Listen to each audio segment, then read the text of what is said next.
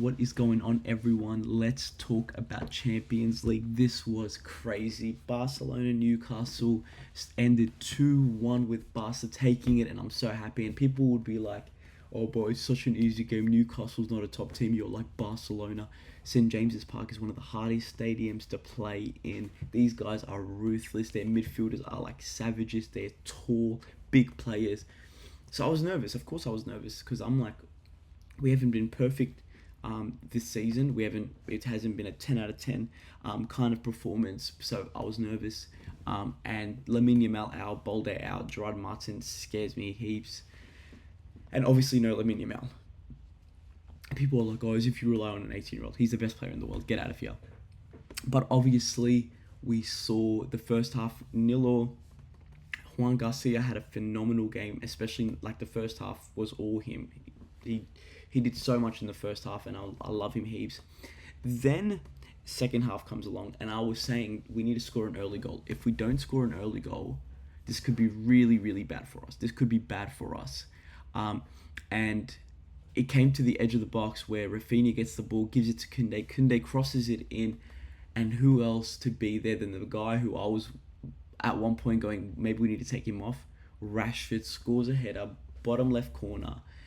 And it was sort of like a relief, I think, for the Barca players, for the Barca fans, and for me. I was like, man, this is it. Like, this is it. And now we need to build this, and not just like a cockiness or like let's bomb it like we have in the past, like Inter. Against Inter, we went all full force forward, and we lost because of that. But today, you just saw us hold it. We were holding it. De Jong and Pedri, no matter what midfielders come against us, we will hold them down.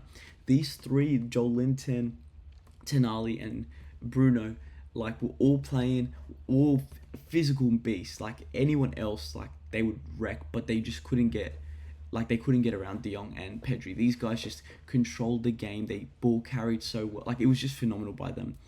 And then Rashford gets the ball, and he's running, and as he takes a shot, I'm like, what are you doing? Like, give it, like, what a rocket. What a goal. That was phenomenal. What a flipping good goal.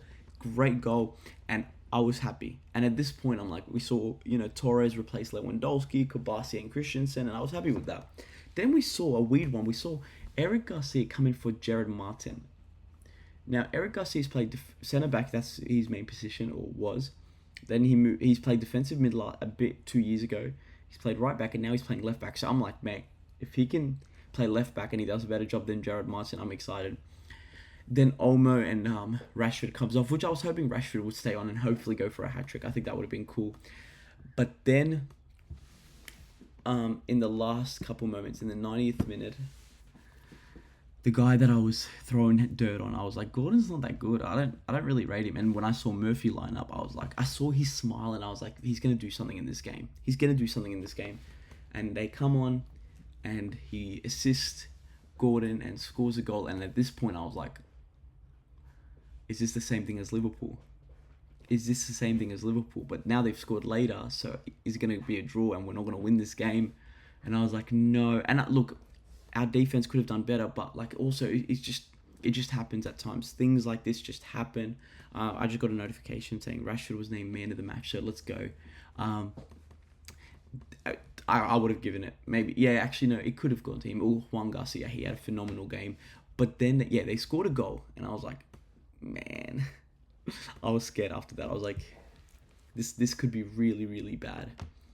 But then the game ended. We held it down. Casado came on, controlled the game a lot better. And I think overall we had a good game. We obviously didn't play the best. I would say if I had to rate maybe two plays that I want to like speak on that I don't think played well today, or three actually. Let's go three. I'll go 3 good, 3 bad. And there was a lot of goods. The 3 bads was Gerard Martin doesn't count. That was not good. Like, it was like just like whatever. Lewandowski, not that great. I think at the start he was doing well. Holding up the play was really good, but then just nothing. Firmin wasn't great either.